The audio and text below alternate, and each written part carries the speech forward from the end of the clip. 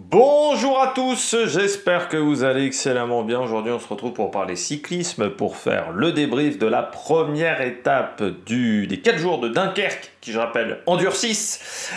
Désormais, vu que ça a été réuni avec le Tour de Picardie, on va revenir un petit peu sur cette étape top flop.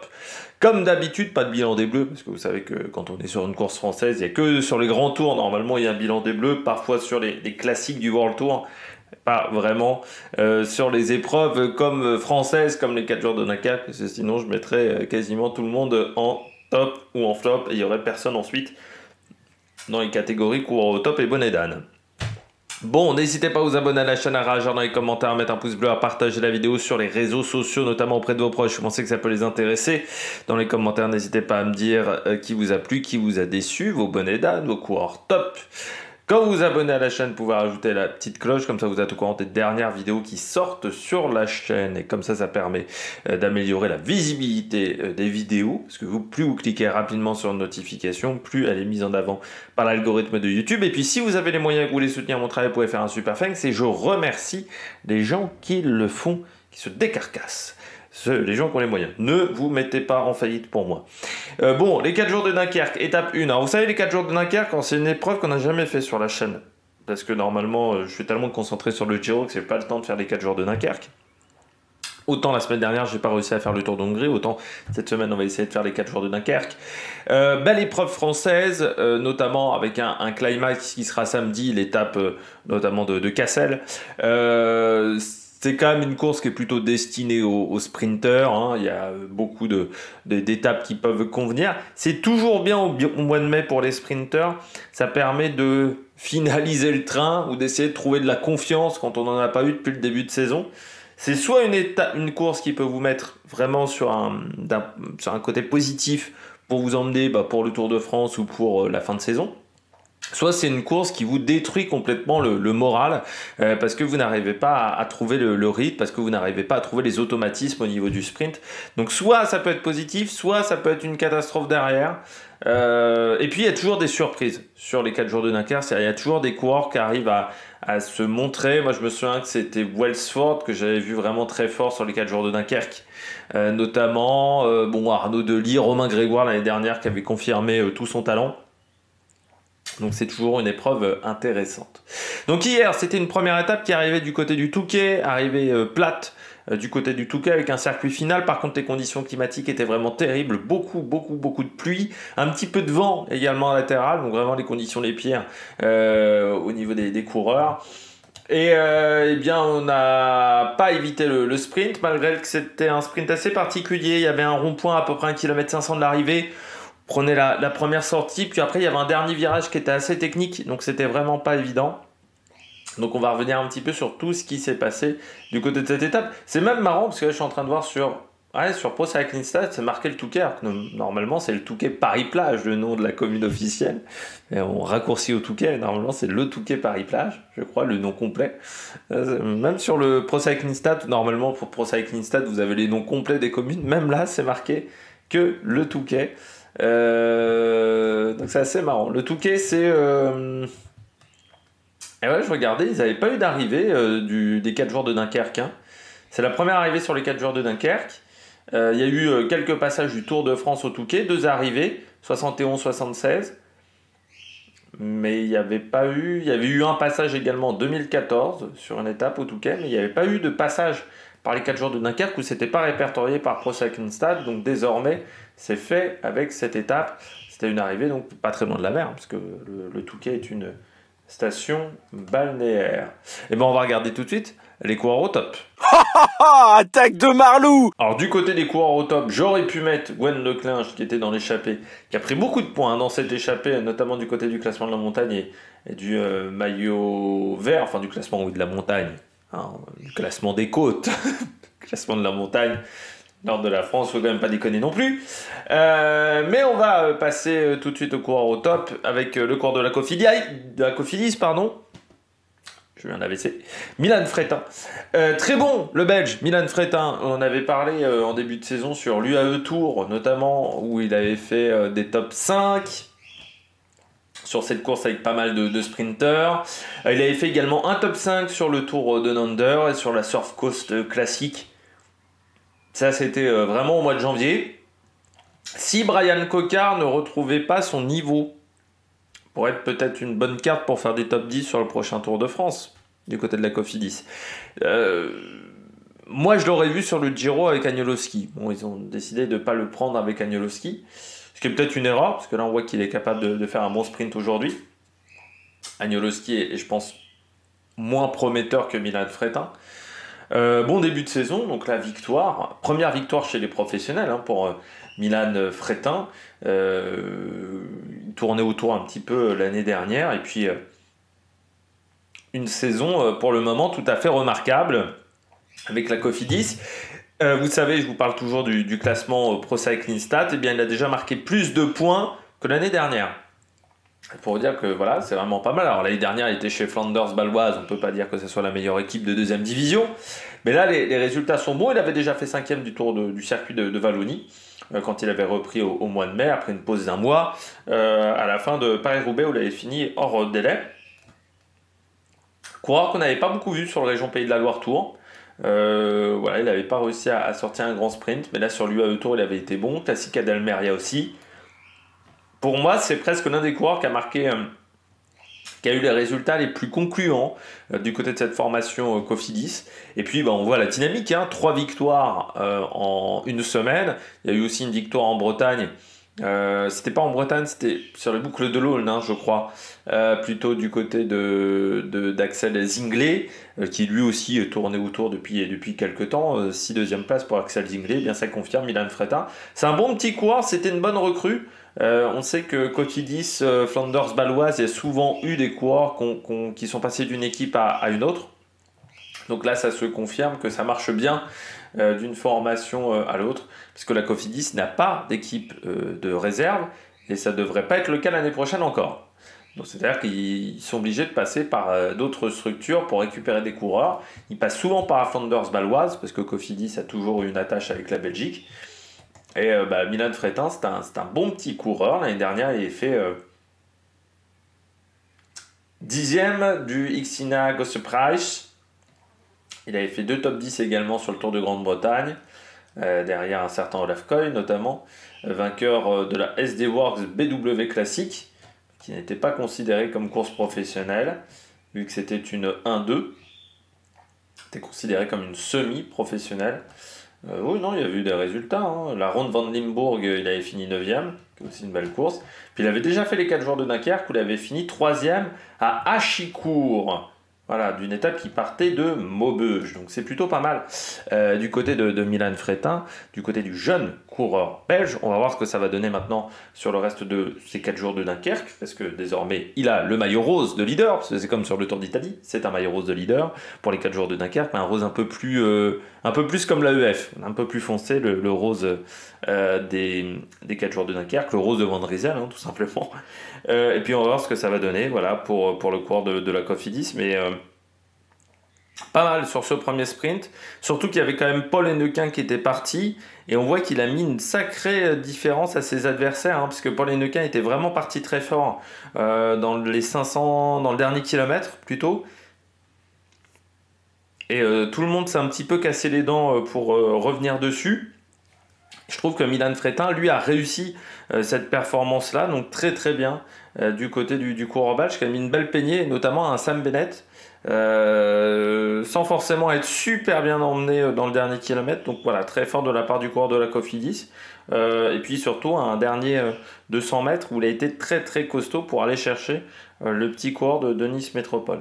Deuxième coureur top, eh bien on va parler du coureur de Nice Métropole avec Paul Hennequin. Coureur qu'on a déjà vu cette saison, on en a déjà parlé de Paul Hennequin. Nice Métropole qui n'est pas du tout dans la même dynamique que l'année dernière où c'était une équipe qui était pas exceptionnelle, c'était un petit peu compliqué.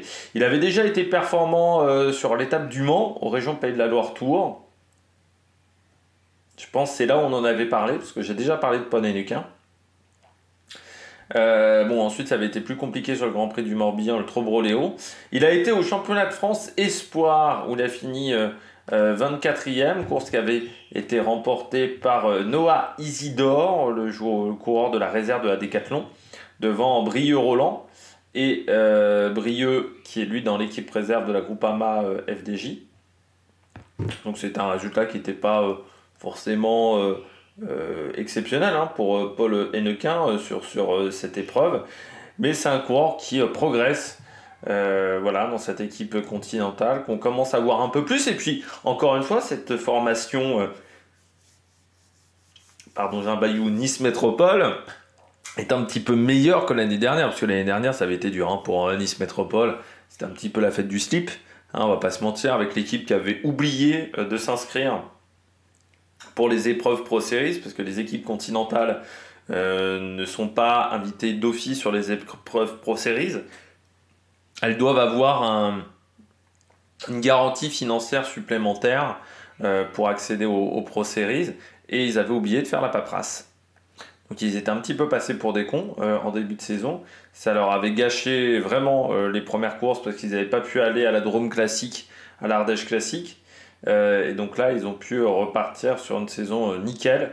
En termes de résultats, c'est bien mieux également pour cette formation. Une belle deuxième place là, pour Paul Hennequin. Je pense que sa formation doit être très contente. Et puis peut-être qu'il va retenter sa chance dans les jours à venir. Il faudra faire attention également dans cette formation Nice Métropole au petit Coninge dont on avait parlé, qui n'est pas un mauvais coureur non plus. Donc il y a du monde dans cette structure. Chez Nice Métropole, on pourrait avoir des résultats avec Alexander Coninge. Il y a également Andrea Mifsud. C'est une équipe qui est très jeune même, parce qu'à part Narbonne Zuccarelli et Jean-Louis Leny, tout le reste de l'équipe a moins de 25 ans. Je crois qu'on a beaucoup rajeuni cette structure, alors que par exemple si on regarde Saint-Michel, il n'y a que 2 coureurs qui ont moins de 25 ans. Il n'y en a que 3 chez Philippe Wagner. Donc là on voit qu'il y a eu un gros effort pour rajeunir l'âge de cette équipe.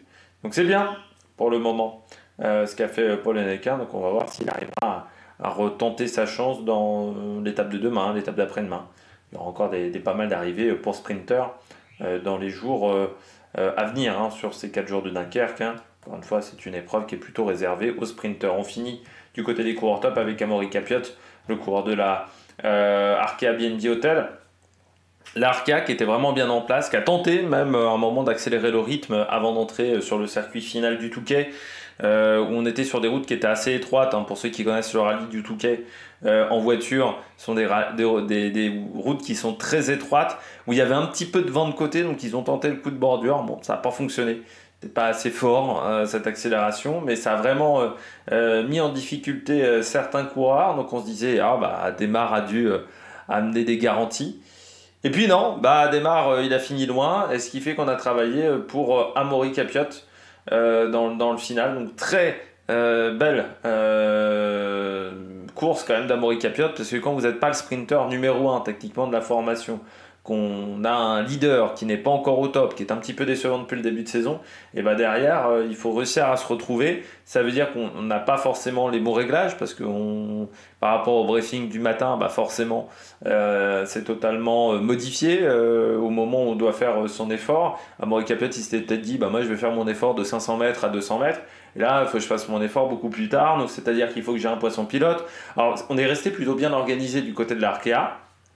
Donc je trouve que ça c'est une bonne chose, malgré le fait qu'on n'avait pas Arnaud Démare. Et donc Amaury Capiot qui est en forme lui aussi, c'est un coureur qui est assez intéressant. 4e aujourd'hui, c'est pas mal, derrière Sam Bennett du côté de la Decathlon AG2R qui tourne autour aussi. Sam Bennett, l'objectif c'est d'aller chercher la gagne du côté de cette épreuve pour le coureur irlandais. Mais du côté de Decathlon, il y avait Gotera qui était d'un côté et Bennett qui était de l'autre, donc on n'a pas réussi vraiment à se trouver, mais on finit quand même 3e. Du côté donc de l'étape du Touquet, belle 4e place pour Amaury Capiot, qui lui aussi tourne autour depuis qu'il est revenu en début de saison.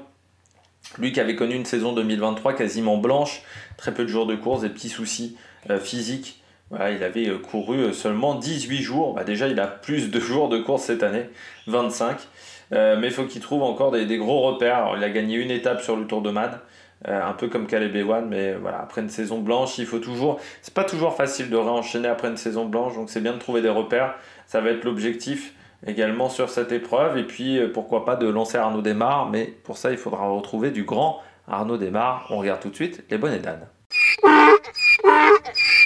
Allez, les bonnets d'âne du jour. Et le premier bonnet d'âne, c'est Arnaud Démare, le coureur français, le Picard même, hein, il est sur ses terres, sur ces 4 jours de Dunkerque, dans les derniers de l'étape. Je sais vraiment pas ce qui se passe du côté d'Arnaud Démare, hein. Je vous l'avais dit en début de saison, moi j'étais plutôt confiant parce que la fin d'année s'était bien passée avec Arkea. Notamment, il avait gagné Paris-Bourges, qui était une course auquel il tournait autour depuis quelques temps. Il avait été bon également sur le Tour de Vendée, donc il avait gagné 2 belles courses. Paris-Tour, il n'avait pas été dégueulasse sur cette épreuve-là. Donc je m'étais dit, bon, Arnaud Démare sur l'année 2024, avec le travail pendant l'intersaison, ça va le faire. Il va être plus en place. En plus, l'équipe a fait un énorme recrutement de sprinters autour de lui. Donc, je t'ai dit, putain, il a un train presque royal. Arnaud Démare, il y a peu de coureurs qui peuvent dire, putain, on a un train d'aussi bonne qualité qu'Arnaud Démare. Et puis, le début de saison n'est pas fantastique. Hein. Il est assez décevant sur ce début de saison. Il se retrouve à rater. Il fait qu'une 5e place au Trofeo Palma. Serra Tramontana, il n'est pas dans le coup. Ils ont en fait beaucoup de mal à se trouver avec son équipe. C'est-à-dire que, à part les fois où il fait 2 top 5, sinon il est souvent seul, souvent mal emmené. Et puis après, c'est surtout physiquement que ça a pêché. Je pense notamment à Paris-Nice. Là, il est pas exceptionnel. Milan-San Remo, 43e, ça doit être l'un de ses moins bons résultats sur Milan-San Remo. Bon, voilà, il participe pas à travers la Flandre et décide de prendre une pause pendant 1 mois et demi quasiment. Là, il revient. Bon, il fait 123e aujourd'hui. Il n'y a qu'un coureur qui est derrière lui dans l'étape. Donc, est-ce que c'était juste la remise en route qui a été compliquée ou est-ce qu'il est vraiment en complète méforme? Mais bon, ça fait quand même depuis le début de saison que c'est un peu la galère. Par rapport aux années précédentes, quoi, hein. On est quand même loin des standards d'Arnaud Démare. Il faut remonter à 2011, mais il n'était même pas professionnel. À ce moment-là, il était stagiaire. Si tu regardes dès 2012, bon, il est quand même dans le top 50 quasiment du CI. En fait, le top 50 Pro Cycling Stats, il n'est jamais sorti du top 100 Pro Cycling Stats. Aussi, Arnaud Démare, là, il est 331e. 331e, c'est vraiment pas top pour le moment. Pour Coco, il n'y a pas grand-chose qui fonctionne, quoi, hein. Quand on regarde bien, c'est décevant pour le moment dans ce début de saison. Donc, il va falloir trouver des solutions. Parce que là, c'est vraiment pas bien Arnaud Démare, quoi. Hein, aujourd'hui, il finit dernier. Bon, on est loin du niveau de performance attendu pour un coureur de ce calibre. Donc, on s'attendait au moins à ce qu'il fasse ce sprint. Là, il fait pas du tout le sprint. C'était pas une étape en plus où il y avait énormément de dénivelé positif. On était à 1000 mètres. Je sais même pas s'il y avait il y avait 1300 mètres. Donc c'était pas non plus extrême. Pas réussir à tenir la cadence sur une étape comme ça fait un peu peur. On va voir ce que ça va donner, mais bon. Pour le moment, c'est très très décevant. Voilà, donc là il va y avoir une étape demain, aujourd'hui pour vous, du côté de la ville. Il y aura une petite bosse dans le final, c'est dans la Somme. Donc il faudra faire attention. Surtout qu'on ne sera jamais hyper loin non plus de la mer. Hein. Toujours, donc il faudra faire attention sur cette étape-là, mais il va falloir surtout trouver des ressources, hein, parce que pour le moment c'est assez inquiétant, voilà, sur ce début de 4 jours de Dunkerque. Donc on va voir ce que ça va donner, mais pour l'instant ça marche pas comme il le souhaite, et ça c'est pas très très rassurant, hein, pour le dire gentiment. Donc il va falloir maintenant trouver des solutions, surtout que sur la fin il y aura quelques petites bosses. Voilà, c'est pas des grosses bosses, hein, du côté d'Abbeville, mais bon, il faudra faire attention quand même. Il y aura un petit circuit encore, hein, sur cette étape d'Abbeville. Paul Penouet, pas simple, hein, pour Paul Penouet. Hein. Début de saison, il a quasiment pas couru, hein, parce qu'il était, je rappelle, avec pas mal de problèmes physiques. Il s'est fait une fracture. Alors, je crois que c'était tibia, mais je ne sais plus s'il n'y avait pas le péroné également du côté de sa fracture. Donc c'est vrai que ça a été très très compliqué pour Paul Penwet. Et là il reprend, mais il a repris hyper tard l'année. C'est-à-dire qu'il a repris le week-end dernier sur le circuit de Wallonie, hein, ouais, même le 9 mai. Donc ça fait 5 jours, 6 jours qu'il a repris. Forcément c'est pas l'idéal. Donc il va être obligé un petit peu de bourriner pour avoir des jours de course, Paul Penwet. Lui qui est un coureur qui est prometteur, hein, mais c'est vrai que c'est pas facile. Alors il avait fait un bon circuit de Wallonie, donc je me disais c'est pas mal, tu vois, il s'est bien entraîné pendant l'hiver, et puis surtout ça fait depuis un mois, je pense qu'il peut refaire bien du vélo.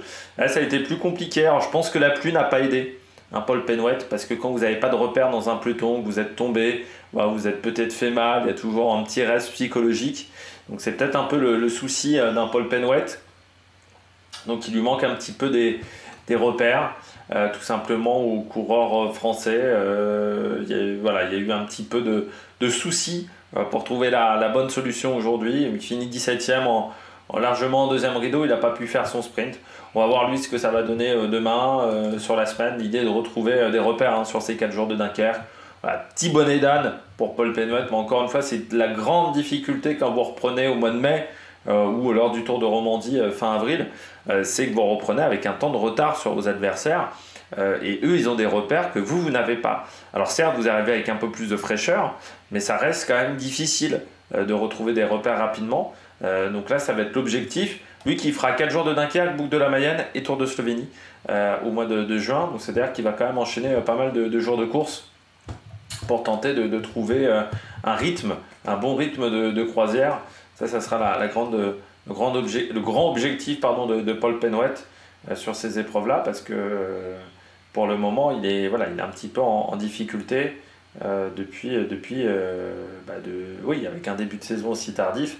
Forcément, ça n'aide pas du tout un coureur de ce type. Donc, il va falloir réussir à s'en sortir, ce qui n'est pas toujours facile, hein. Dans ce genre de cas, parfois, on se retrouve un petit peu en difficulté. Donc on le reverra sur les boucles de la Mayenne, parce que je pense que cette année je ferai les boucles de la Mayenne, parce qu'ils ne sont pas pendant le Giro. Donc j'essaierai de voir ça, peut-être le soir, les boucles de la Mayenne, et je vous ferai les débriefs le lendemain matin, parce que je ne serai pas chez moi au moment des boucles de la Mayenne. Voilà. Je vous préviens, oui déjà, il faudra que je prévienne sur la vidéo de Giro, c'est qu'à partir de jeudi, pas de cette semaine mais de la semaine d'après, je serai plus chez moi. Donc voilà, ça sera les conditions un peu route pour l'enregistrement. Il y aura des vidéos, toujours avec les conditions d'enregistrement un petit peu camping. Ça peut parfois être compliqué à écouter, et je le comprends. Mais on ne peut pas avoir 40 micros non plus pour le moment. Troisième coureur flop, Van Uden. On ne s'est jamais trouvé du côté de la DSM. C'est-à-dire que la DSM, les 4 jours de Dunkerque, c'est quand même une course où ils sont présents depuis quelques années.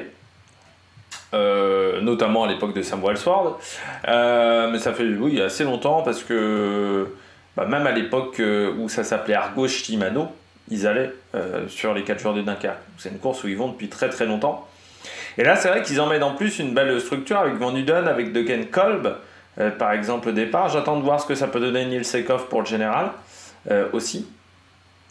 Donc il y avait une belle équipe autour quand même de Van Uden, et surtout un poisson pilote. Et on s'est jamais trouvé, on est même tombé. Le seul moment où on a vu les maillots de la DSM, c'est quand ils sont tombés, quasiment. Mais sinon, il y avait un vrai manque de positionnement, c'est-à-dire qu'il y avait des coureurs, mais il n'y avait pas de collectif. Il y avait des bonnes individualités, mais pas de collectif. Donc forcément, au bout d'un moment, vous bouffez du vent.